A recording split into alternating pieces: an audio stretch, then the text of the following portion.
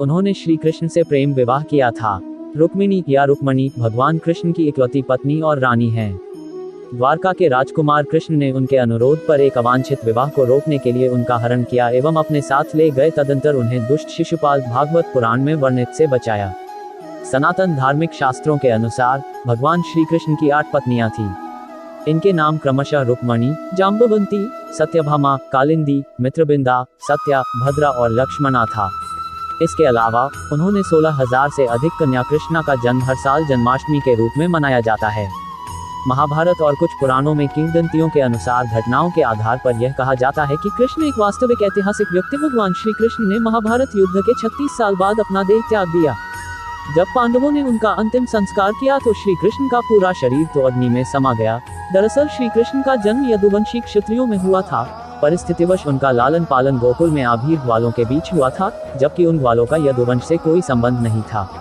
आज के जादौन, भाटी, जाडेजा, चुडासमा, सरवैया, रायजादा, सलारिया, छोकर, जाधव राजपूत ही कृष्ण अपने 2 भुजाओं वाले रूप में सदैव गोलोक में निवास करते हैं और अपने 4 भुजाओं वाले रूप में विष्णु के रूप में वे सदैव वैकुंठ लोक में निवास करते हैं। बताया जाता है कि महाभारत के युद्ध के बाद जब दुर्योधन और उसके सभी भाइयों का अंत हो गया तो उनकी माता गांधारी को अत्यधिक क्रोध आया। अपने बेटे के शव पर शोक व्यक्त करते हुए रणभूमि पर गांधारी ने श्री कृष्ण को 36 वर्षों के बाद मृत्यु का भागवत पुराण में बताया गया है कि एक बार श्री कृष्ण के पुत्र सांब ने शरारत करने की सोची। सांब अपने मित्रों के साथ एक स्त्री का वेश धारण कर ऋषि मुनियों से मिलने गए। स्त्री के वेश में सांब ने ऋषियों से कहा कि वह गर्भवती हैं। यदुवंश कुमारों की इस शरारत से ऋषियों ने क्रोधित होकर उन्हें श्राप दे दिया कि तुम एक ऐसे लोहे के तीर को जन्म दोगी जो तुम्हारे पूरे कुल का सर्वनाश कर देगा।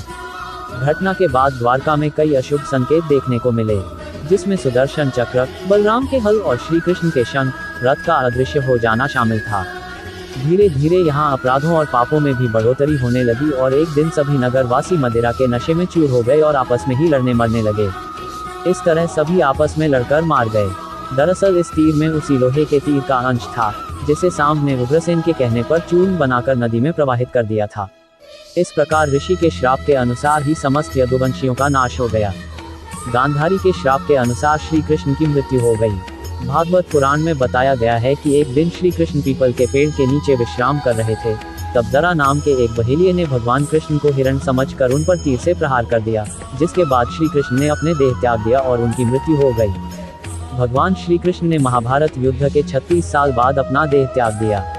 जब पांडवों ने उनका अंतिम संस्कार किया तो श्री कृष्ण का पूरा शरीर तो अग्नि में समा गया, लेकिन उनका हृदय धड़क ही रहा था। बम के हृदय को अग्नि जला।